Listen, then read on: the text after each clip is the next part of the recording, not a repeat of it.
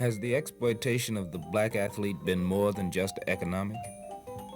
In a different category entirely from those the Black Economic Union seeks to assist is a man who is perhaps the most powerful and important black athlete, Bill Russell, player-coach of the Boston Celtics.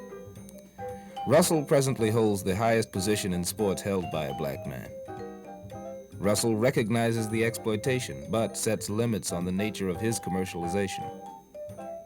How has he viewed his experience as a player, as a coach, as a man? When you first sort of dawned the role as coach and also player, did you have any resistance from the members of the team, or what type of resistance did you have from either the press or members of the team? Well, the team didn't resist. If they did, I didn't know anything about it. I think the press fought it in a sense. I think that's the first time I ever remember that a coach or a manager has been appointed and there was questions about his qualifications. You know, is he qualified? That's the first time. Now, there have been many managers in baseball. They change them about, or even in the National Basketball Association, the average coach lasts about 2.5 years. And so a lot of them must have some problems.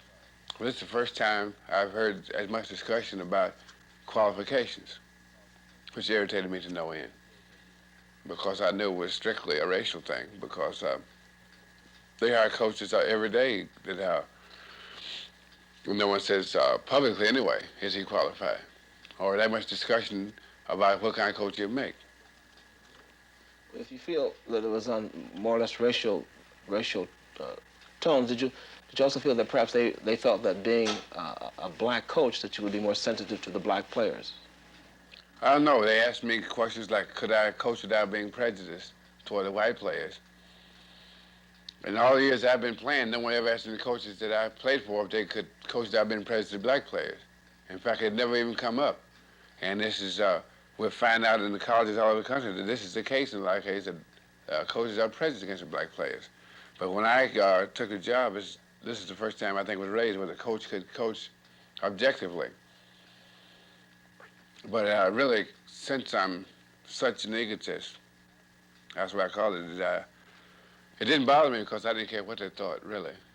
And those questions, I just said, well, okay, you ask your questions, I'm not going to worry about it. You ask your questions, you get a silly question, silly answer, and we get that over with, and I go about doing what I want to do.